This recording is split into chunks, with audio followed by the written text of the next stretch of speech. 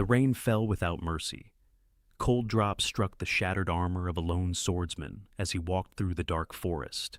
His name was Kale. Once he had been a hero. Once kings had welcomed him into their halls. Once children had followed him through the streets and dreamed of becoming warriors. But that life was gone. A terrible war had taken everything. His kingdom had fallen. His friends had died. His left eye had been scarred by fire. His right leg carried an old wound that never truly healed.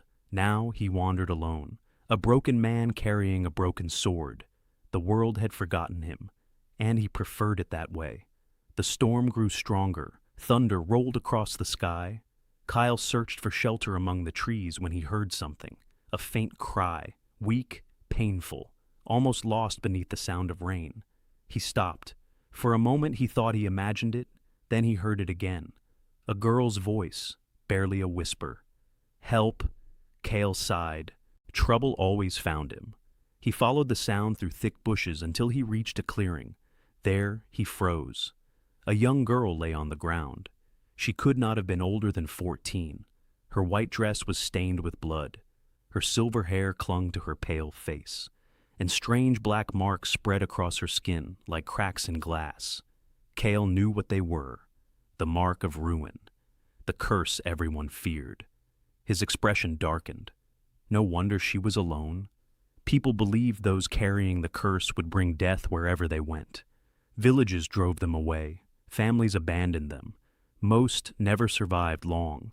The girl opened her eyes, beautiful blue eyes filled with pain. "Please," she whispered. Kyle looked away. Helping her would bring trouble, perhaps even death. He had already lost enough. He should walk away. Yet his feet would not move. The girl reminded him of someone. His daughter. The daughter he had lost years ago. The memory stabbed his heart. Kale cursed under his breath. Then he removed his cloak and wrapped it around her. The girl stared at him in surprise. "You are helping me?" "I am an old fool." A weak smile appeared on her face. It was the first smile she had shown in a long time. "My name is Lyra." Kyle lifted her carefully. "Save your strength."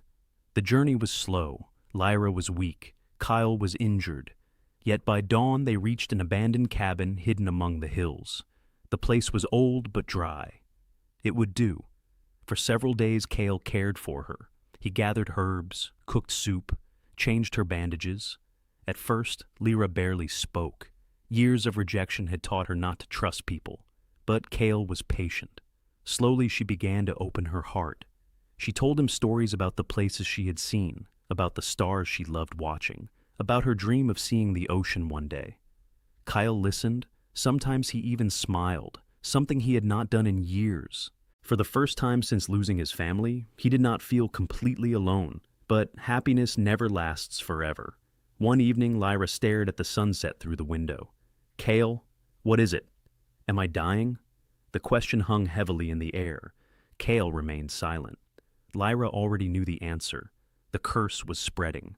Every day the black cracks grew larger. Every day she became weaker. "I don't want you to lie to me." Kale lowered his head. "Yes." She nodded slowly. Tears filled her eyes, but she did not cry. "I thought so." The room became quiet. Then Lyra surprised him. "I'm not afraid." Kale looked at her. She smiled softly. "I've been alone for so long, but these days, they have been happy." His chest tightened. She continued. "Thank you." Kyle could not answer. His throat felt too tight.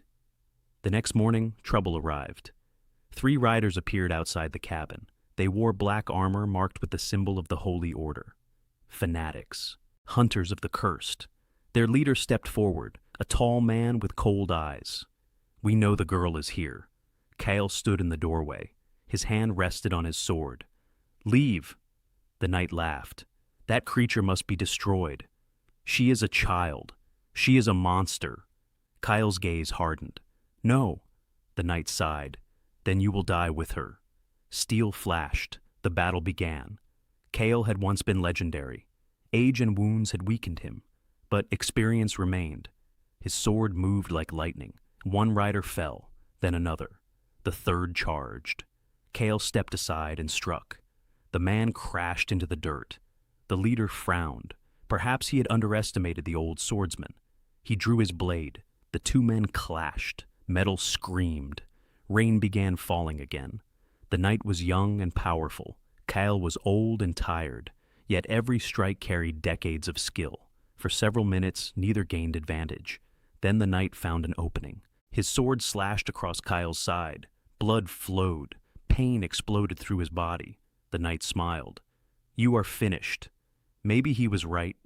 Maybe this was where his journey ended.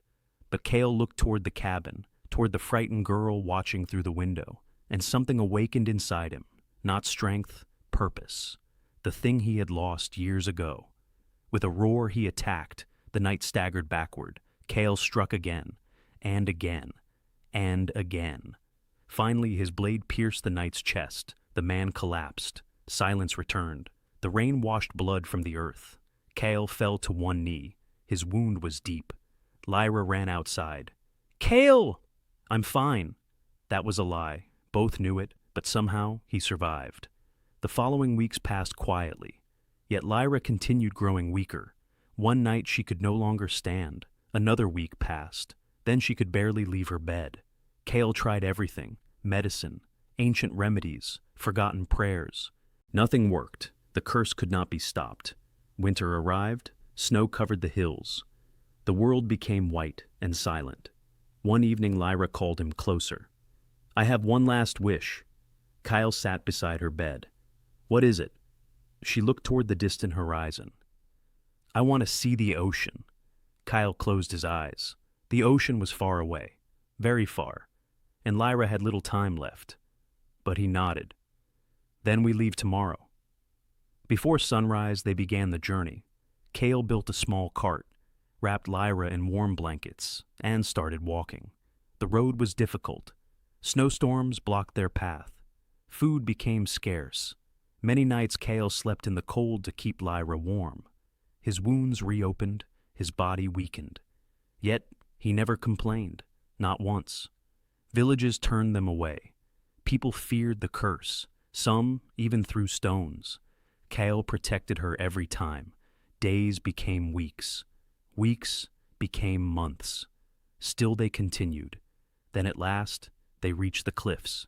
The endless blue ocean stretched across the horizon, beautiful, infinite, shining beneath golden sunlight. Lyra's eyes widened. For a moment she looked like a healthy child again.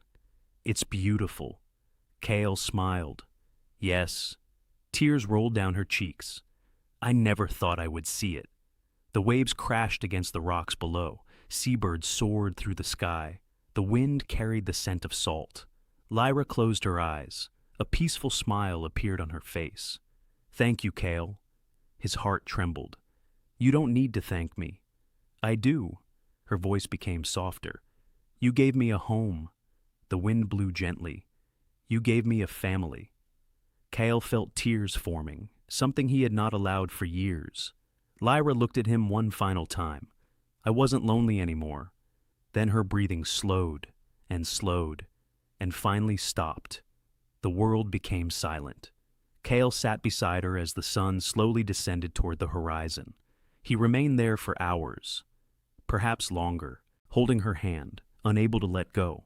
When night arrived, he buried her overlooking the sea she had always wanted to see. He placed flowers beside the grave. Then he planted his broken sword in the earth, a marker, a promise, a memory. Years passed. Travelers often spoke of an old man who protected the weak, a wandering swordsman with one eye and countless scars. He appeared wherever people needed help, then vanished again. No one knew why he fought so hard.